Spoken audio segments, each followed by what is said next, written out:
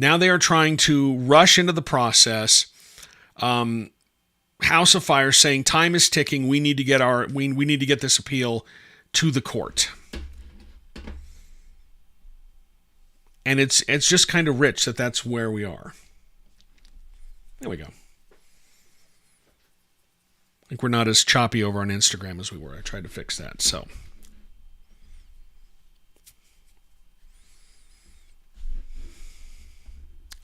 Danny says, I sent you some Utah curriculum for Utah studies in middle school in Cedar City.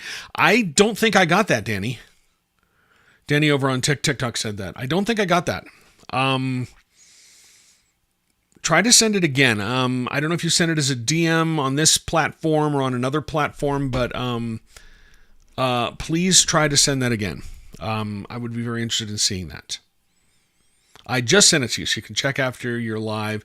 You'll have to accept the message request. Will do. Thank you, Danny. News tips are great. Tips are fantastic. Those are the things that make my job, well, they at least point me in the direction of where to look at. Several of my stories have been because of news tips. Tips from people like you. And I protect sources, even though I did out you there, Danny. I apologize. If they try to ask who you are, I won't say who it is. So anyway, welcome into the show. Let's talk about this gerrymandering case. The legislature has until tomorrow to file their response to this. And then the judge is expected to issue a ruling on these motions to expedite things, motions to declare her judgment final, her decision final, because they have to get this appeal done. But the problem is, as I've said before, the legislature already had their opportunity to appeal, and they didn't take advantage of it. And so now they're trying to rush through the process. At least that's what it looks like now. And it's rich because they had an opportunity to appeal because they changed the law earlier this year, but they didn't take advantage of that. In fact, and I'm going to pull up some of the articles that I wrote, and you're more than welcome to go read them on my website, utahpolitics.news. Some of the things they've said in these filings.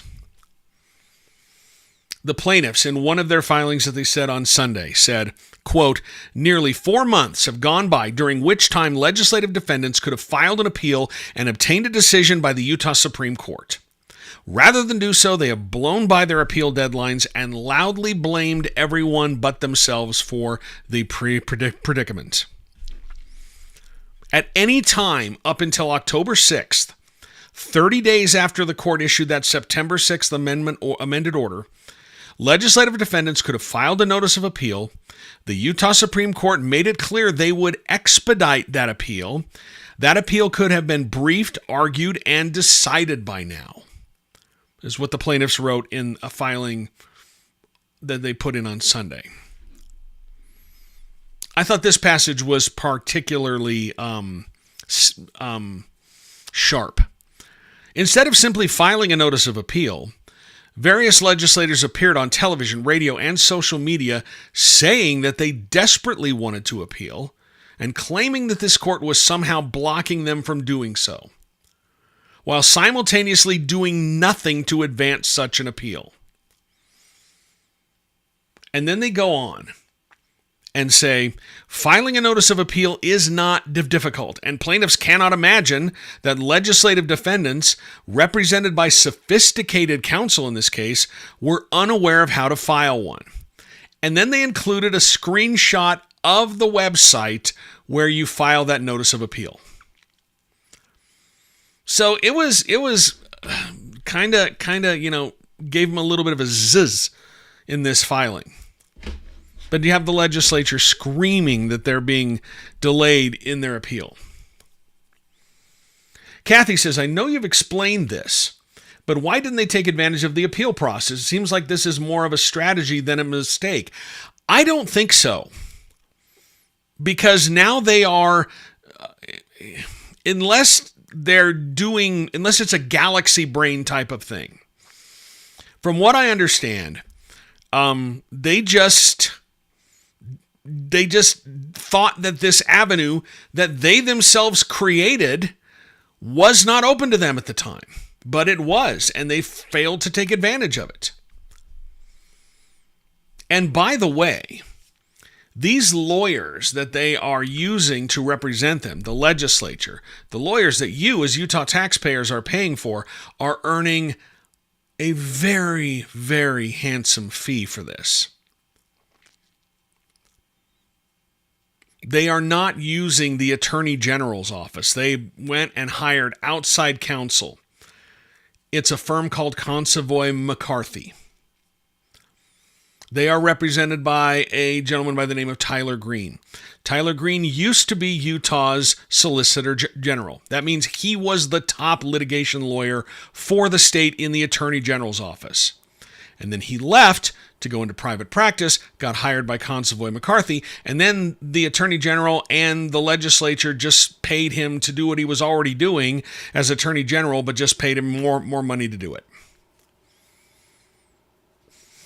I'll be interested to find out exactly how much they have paid for this case. And by the way, that same firm, Consovoy McCarthy, is representing the legislature in my lawsuit against them trying to get a press pass. Ryan Hawley on TikTok says, Brian, thank you for being such a strong and accurate voice against all the insanity. I've been doing this for so long, I know how this all works. And I think it's important to help you understand how this all works and what's really going on.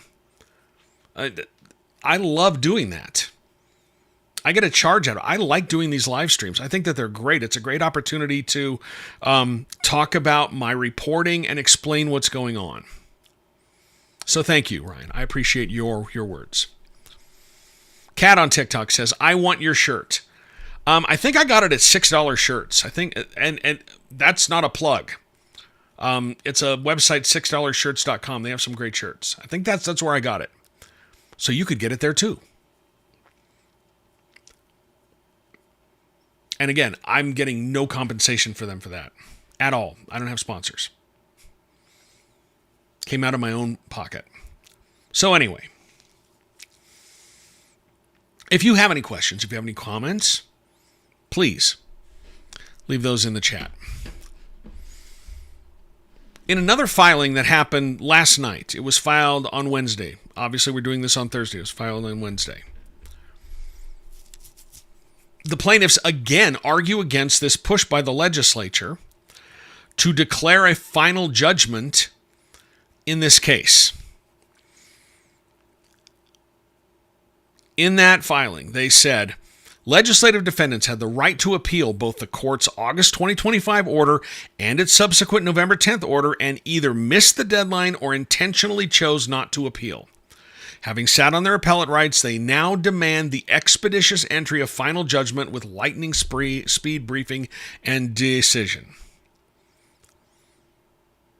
So again, plaintiffs pointing out once again that the legislature had all this opportunity to appeal, and they didn't, and now they're trying to rush everyone. And as I said before, even the Supreme Court was puzzled by their decision not to. The Supreme Court wrote on September 15th, when the legislature appealed their denial of a stay. They were asking for a stay, which would stop the ruling from going into effect pending appeal. But again, they changed the law so they could just appeal. They didn't need a stay pending appeal. They could just appeal. Right? But on September 15th, the court wrote, we are unsure why legislative defendants doubt that an appeal under section, and then they cite the piece of code that they enacted this year. We are unsure why they doubt that an appeal under this section would not provide them with a speedy or adequate remedy. To the extent legislative defendants intended to seek review of the district court's injunctive orders, they could have invoked this code and pursued a direct appeal. Again, they created the avenue for a direct appeal earlier this year and for some reason didn't use it, which is just wild to me. And so now you have lawmakers on social media and doing interviews with friendly news outlets saying the plaintiffs are dragging their feet, they're holding up our appeals. Bullpucky. No, that's not the case. The case is they had that opportunity to appeal and they didn't take advantage of it. On TikTok, Celix Stash, by the way, that is a fantastic username. Kudos to you. Celix Stash says, isn't this moot because the law the legislature just passed in the special session last week? They are trying to speed up the appeals process if they can get the appeal, but they need the judge to render a final decision. They need the judge to say that all the litigation is over with because they missed these two previous windows. Under the rules of the court, you can appeal a decision while other parts of the case are still being litigated. You can appeal an injunction while other things are still being argued over in court, but you have to do it in that 30-day window. And the legislature didn't do that. And so now they're trying to pressure the judge, convince the judge to make the whole, to render her decision complete and final. And as I said before, the plaintiffs are like, no. We have some issues that still need to be discussed. We want to conduct discovery on the option C map. We want to conduct discovery on SB 1011, which they passed in the special session in November. And the reason they want discovery on that is because they might find something that will bolster their argument when this eventually does go to an appeal. So they said, we're not done. These issues are not settled. The legislature also is trying to get the part of the lawsuit over Amendment D declared final. Now, if you'll remember, Amendment D was the constitutional amendment that they rushed into a special session last year, but it got thrown off the ballot, or it wasn't technically thrown off the ballot, but a judge ruled that you will not count any votes over it. You will not count any of the votes because it wasn't noticed properly. It was not put on the ballot properly. And this was the constitutional amendment that would allow the legislature to repeal any citizen initiative. And so the judge said, it's on the ballot because it was too late to take it off the ballot, but you're not going to count any votes over it. Well, those election records still exist. And the plaintiffs are saying, we need to keep litigating this because we don't want anyone going in and counting those votes to see what would have happened. And why is that important? Because the legislature is going to put a similar constitutional amendment on the ballot in 2026.